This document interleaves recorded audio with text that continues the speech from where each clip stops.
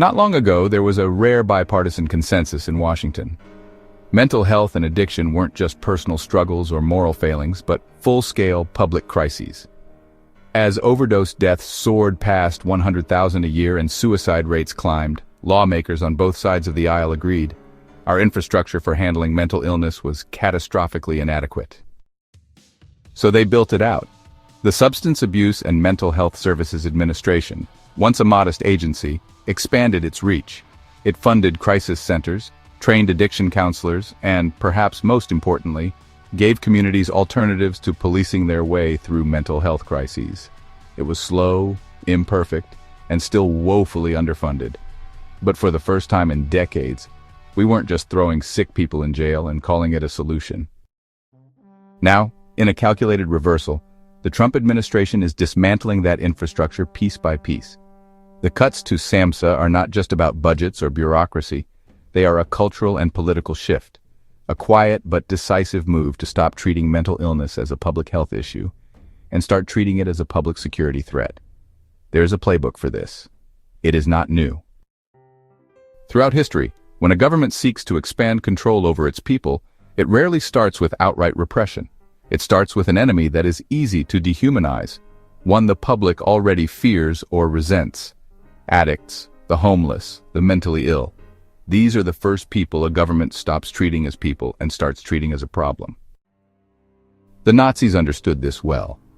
Before they built the concentration camps, before they enacted mass sterilization programs, they started with Action T4, the forced euthanasia of the mentally ill. The logic was chilling in its simplicity. These people were sick. They were burdens on society. They would never get better. The state had no responsibility to care for them, only to deal with them. That narrative didn't stay confined to the mentally ill for long.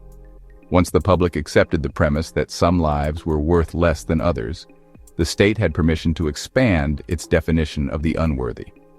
First, it was those with severe disabilities, then the asocial, then the political dissidents. The pattern repeats itself time and again. The Soviets institutionalized dissenters as mentally ill to justify their imprisonment. The Chinese government today labels activists as psychologically unstable to detain them indefinitely. Once you establish that mental illness is a threat to public order, you can call almost anyone mentally ill. Now, look at what's happening here. The first step is to dismantle the very institutions that treat mental health as a legitimate field of medicine rather than a matter of personal discipline or law enforcement. Cut funding, close offices, remove the professionals who might push back. Ensure that when the next crisis hits, when more people break under the weight of addiction, poverty, and despair, the only system left to deal with them is the criminal one.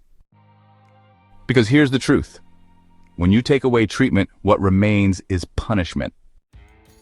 If these cuts were purely about money, the numbers wouldn't add up.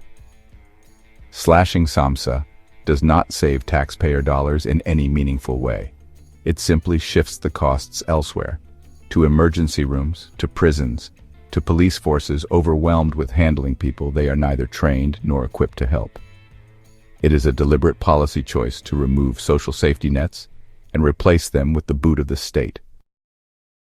And once the public has been trained to see the mentally ill as inherently dangerous, it's only a matter of time before that category expands.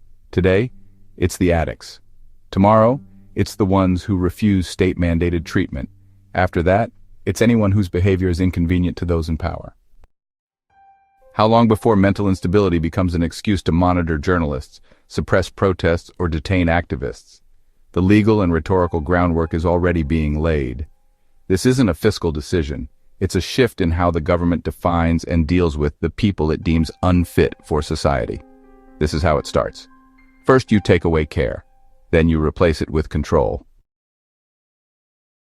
If we were serious about tackling addiction and mental health, we wouldn't be dismantling the very agencies designed to address them.